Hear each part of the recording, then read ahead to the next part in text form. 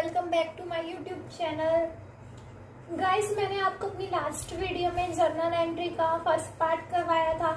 आज मैं आपको सेकंड पार्ट करवाने जा रही हूँ, जिसमें हम बैंक से रिलेटेड ट्रांजैक्शन को रिकॉर्ड्स करेंगे। तो चलिए बात करते हैं रिकॉर्डिंग बैंकिंग ट्रांजैक्शंस की।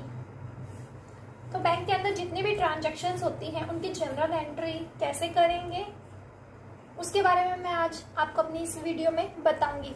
बट उससे पहले जो मेरी इस वीडियो को फर्स्ट टाइम देख रहा है, प्लीज़ मेरी वीडियो को लाइक करें और सब्सक्राइब करें। जिसने मेरी जनरल एंट्री की वीडियो का फर्स्ट पार्ट नहीं देखा है, उसका लिंक मैं अपने डिस्क्रिप्शन में डाल दूंगी, आप देख लेना। तो चलिए स्टार्ट करते हैं आज का हमारा टॉपिक, रिकॉर्डिंग बैंकिंग ट्रांजैक्शंस। तो हमारी पहली एंट्री कर रहे हैं हम, when cash is deposited into the bank। जब बोला जाए कि जो कैश होता है उसको बैंक में डिपॉजिट कर दिया गया है, तो अपने बिजनेस के अकाउंट में इसकी एंट्री करो। एक बिजनेस के पास बहुत सारा कैश होता है और वो कैश अपने पास नहीं रख सकता, इसलिए वो क्या करते हैं, उस कैश को बैंक में डिपॉजिट कर देते हैं और उसकी एंट्री अपने अकाउंट्स में लिख देते हैं। तो जब कैश को वो बैंक में डिपॉजिट करते हैं तो उसकी एंट्री कैसे करते हैं, लेट्स सी। कह रहा है कि कैश डिपॉजिट कर दिया बैंक में, मतलब जो कैश था वो बैंक वालों को दे दिया, तो हमारे पास से कैश गया और किसको मिल गया, बैंक को। हम देखते हैं हमारा रूल क्या कह रहा है। पहला रूल क्या कह रहा है, डेबिट का, कि डेबिट द रिसीवर। तो इसमें इस लाइन में ये चेक करना है कि कोई रिसीवर है। हमारे पास से कैश गया, किसने लिया वो कैश, बैंक ने। तो रिसीवर कौन हुआ, किसको कैश मिला, बैंक को। तो रिसीवर हमारा कौन हुआ, बैंक।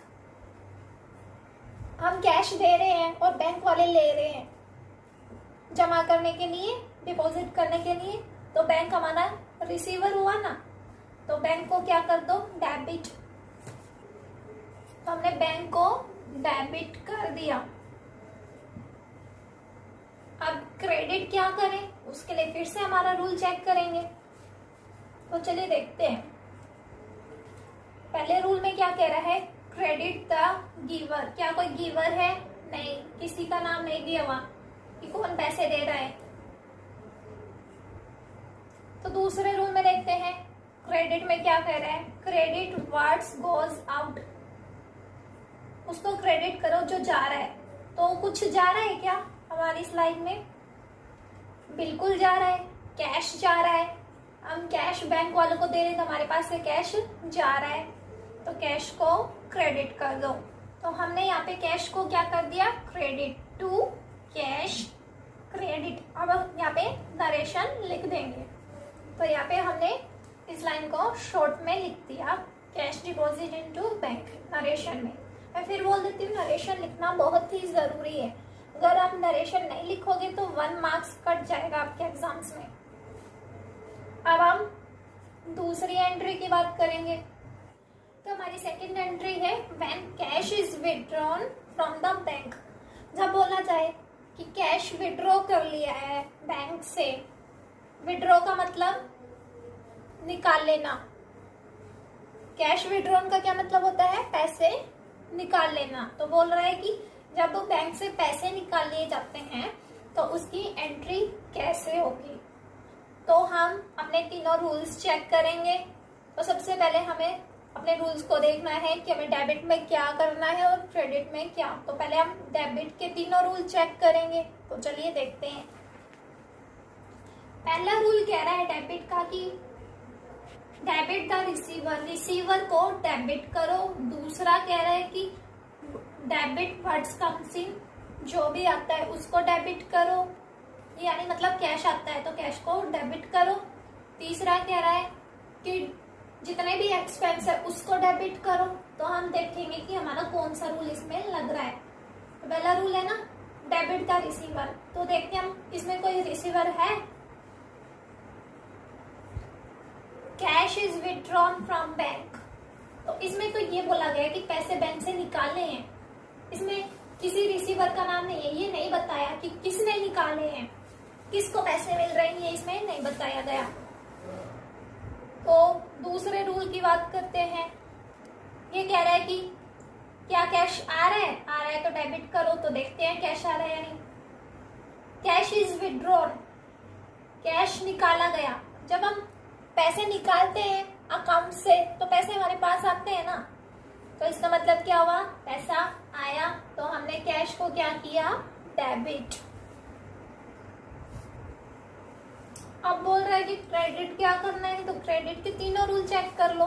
पहले रूल में क्या कह रहे हैं, क्रेडिट करो गिवर को। तो देखते हैं इसमें कोई गिवर है, कोई मतलब देने वाला है। तो क्या कह रहा है, कैश निकाला कहाँ से, बैंक से। तो पैसे कौन दे रहा है हमें, बैंक दे रहा है ना, बैंक से पैसे निकाल रहे हैं तो पैसे बैंक दे रहा है। तो गिवर कौन हुआ यहाँ पे, बैंक। तो हमने बैंक को क्या कर दिया, क्रेडिट कर दिया, क्योंकि हमें पैसे कहाँ से मिल रहे हैं, पैसे कहाँ से निकाल रहे हैं, बैंक से। बैंक पैसे दे रहा है। हम अगर अपने एटीएम से पैसे निकालते तो हमें पैसे कौन दे रहा था, एटीएम। तो हम एटीएम को क्रेडिट कर देते। अब ये बोल दिया जाए, मान लो कि पैसे विड्रॉ किए लेकिन बैंक से नहीं, पर्सनल यूज के लिए विड्रॉ किया। कैश तो निकाला लेकिन किसके लिए, अपने पर्सनल यूज के लिए, खुद के यूज के लिए। तो उसकी एंट्री कैसे होगी। अभी तक तो हम बात कर रहे थे कि कैश विड्रॉ किया गया है लेकिन बैंक से। अब बोल रहा है कि कैश विड्रॉ तो किया है लेकिन बैंक से नहीं, पर्सनल यूज के लिए विड्रॉ किया है। कैश निकाला तो है लेकिन बिजनेस के लिए नहीं, खुद के यूज के लिए, पर्सनल यूज के लिए निकाला है। जब बात आए कि पर्सनल यूज के लिए पैसे निकाले हैं तो हमें ड्राइंग वर्ड का यूज करना है। और याद रहे, ड्राइंग को हमेशा डेबिट किया जाता है। तो बिना सोचे समझे ड्राइंग को डेबिट कर दो। अब बात आती है कि क्रेडिट क्या करें। अभी तक तो हम कैश निकाल रहे थे तो उसको डेबिट कर रहे थे क्योंकि कैश हमारे पास आ रहा था।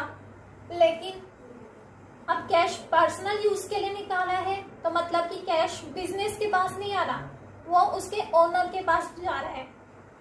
तो कैश जा रहा है ओनर के पास, बिजनेस के पास न आके। तो कैश को हम क्या कर देंगे, रूल के अकॉर्डिंग क्रेडिट, क्योंकि कैश जा रहा है, बिजनेस के अंदर नहीं आ रहा, ओनर के पास जा रहा है, क्योंकि पर्सनल यूज के लिए निकाला है वो। जब भी पर्सनल यूज के लिए कैश निकाले तो कैश को क्रेडिट किया जाता है, क्योंकि कैश बिजनेस के पास में आके कैश जा रहा है। तो हम कैश को क्या कर देंगे, क्रेडिट। तो हमने कैश को क्रेडिट कर दिया। अब बात करते हैं हम अपनी अगली एंट्री की। अब ये बोल दिया जाए कि इसकी एंट्री करो, cheque is received from customer.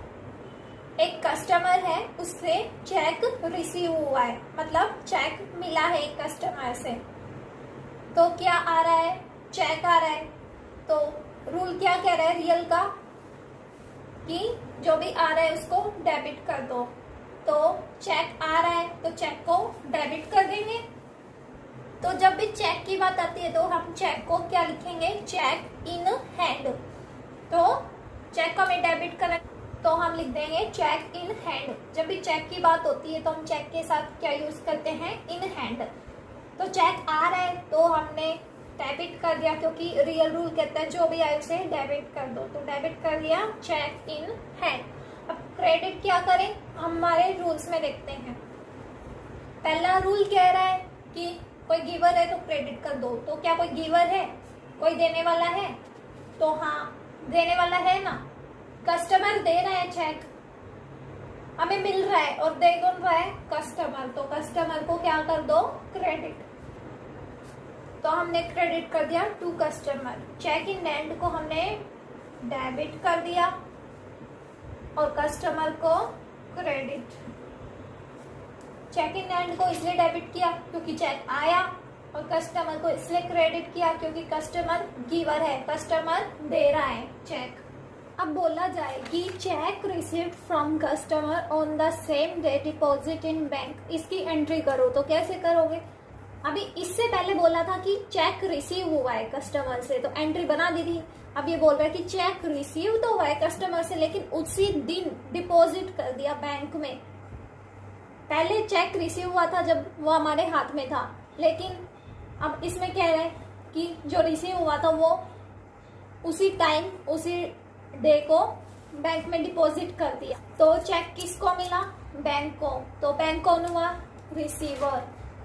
हमारा पर्सनल रूल कहता है कि डेबिट कर दो रिसीवर को, तो हम बैंक को डेबिट कर देंगे क्योंकि बैंक को मिल रहा है चेक, तो बैंक को हम डेबिट कर देंगे। और क्रेडिट किसको करेंगे? गिवर को, क्योंकि इसमें दे रखा है ना, गिवर कस्टमर है, चेक कस्टमर से मिल रहा है, तो यानी चेक कस्टमर दे रहा है, तो कस्टमर हमारा गिवर है। और पर्सनल रूल क्या कहता है कि गिवर को क्रेडिट कर दो। तो चेक हमें किससे मिल रहा है? कस्टमर से। कौन चेक दे रहा है? कस्टमर दे रहा है, तो कस्टमर को क्या कर दो? क्रेडिट। तो हमने कस्टमर को क्रेडिट कर दिया। इससे पहले जब चेक रिसीव हुआ था कस्टमर से, तो हमने चेक को डेबिट किया था, पर अब कह रहा है कि चेक रिसीव हो गया लेकिन बैंक में जमा कर दिया, तो चेक हमारे पास रहा ही नहीं, हमने तो उसको डायरेक्ट बैंक में डाल दिया। अब ये बोले कि customer directly deposited cheque into bank, कि कस्टमर ने डायरेक्ट जो चेक था वो बैंक में जमा कर दिया। पहले क्या कर रहा था कस्टमर? चेक दे रहा था। पहले कस्टमर से चेक मिल रहा था, लेकिन अब कस्टमर क्या कर रहा है? चेक हमें न दे के वो डायरेक्ट हमारे बैंक में जमा कर दिया उसने। तो फिर इसकी एंट्री कैसे बनेगी? हमारे पास तो चेक आया ही नहीं, चेक किसके पास गया? डायरेक्ट बैंक के पास। तो रिसीवर कौन हुआ? बैंक, क्योंकि बैंक को मिल रहा है चेक, तो बैंक को हम डेबिट कर देंगे। और क्रेडिट किसको करेंगे? दे कौन रहा है? गिवर कौन है? कस्टमर है। देखो कह रहे हैं ना, customer directly deposited cheque into bank. Customer जो चेक है वो डायरेक्ट बैंक में डिपॉजिट कर रहा है, यानी चेक कौन दे रहा है? यहाँ पे कस्टमर दे रहा है, तो गिवर को हम पर्सनल रूल के अकॉर्डिंग क्रेडिट करते हैं, तो कस्टमर को हम क्रेडिट कर देंगे। और चेक किसे मिल रहा है? बैंक को, तो बैंक कौन है? रिसीवर, और रिसीवर को हम क्या करते हैं? डेबिट। तो एंट्री कैसे होगी? तो एंट्री हो जाएगी bank account debit to customer, क्योंकि बैंक को चेक मिला तो बैंक रिसीवर हुआ, और चेक कस्टमर दे रहा है तो कस्टमर गिवर हुआ। तो एंट्री हो गई bank account debit to customer. अब बात आती है हमारी नेक्स्ट एंट्री की। तो क्या कह रहा है? When interest is charged by the bank. ये बोल रहा है कि जब इंटरेस्ट बैंक के द्वारा लिया जाए तो कैसे एंट्री होगी? इंटरेस्ट, इसमें दो बातें होती है, कभी कभी यहाँ पे लिखा होता है कि इंटरेस्ट इज चार्ज्ड, और कभी कहता है कि इंटरेस्ट इज अलाउड। तो यहाँ पे हमें ये देखना है कि क्या लिखा है, इंटरेस्ट लिया जा रहा है बैंक के थ्रू या दिया जा रहा है। चार्ज किया है तो मतलब बैंक ने इंटरेस्ट लिया है। जब बैंक इंटरेस्ट लेता है तो क्या होता है? पैसे काट लेता है। बैंक के अंदर जो अमाउंट जमा होती है तो बैंक उसी में से क्या करता है? इंटरेस्ट के कुछ पैसे काट लेता है। कभी बोला जाए कि इंटरेस्ट चार्ज किया है तो इसका मतलब बैंक ने कुछ पैसे काट लिए हैं। अब कुछ पैसे काट लिए तो मतलब ये हमारे लिए लॉस हुआ इंटरेस्ट यहाँ पे, तो इसको हम क्या कर देंगे? डेबिट। इंटरेस्ट को हमने डेबिट कर दिया क्योंकि बैंक ने इंटरेस्ट चार्ज किया है, मतलब इन पैसे काट लिए हैं, तो ये लॉस हो गया। और लॉस कौन से रूल में आता है? नॉमिनल रूल में, तो इसलिए हमने इसको डेबिट कर दिया। अब क्रेडिट क्या करेंगे? हम बैंक को क्या कर देंगे? क्रेडिट, क्योंकि बैंक जा रहा है, हमारे अकाउंट से पैसे कट रहे हैं, तो हमारा कैश तो जा नहीं रहा, बैंक ही जा रहा है, बैंक से पैसे कट रहे हैं, तो रियल रूल के अकॉर्डिंग जो भी जाता है उसे क्रेडिट कर दो। तो हमारा बैंक जा रहा है, बैंक अकाउंट में से पैसे जा रहे हैं, तो बैंक को क्या कर दो? क्रेडिट।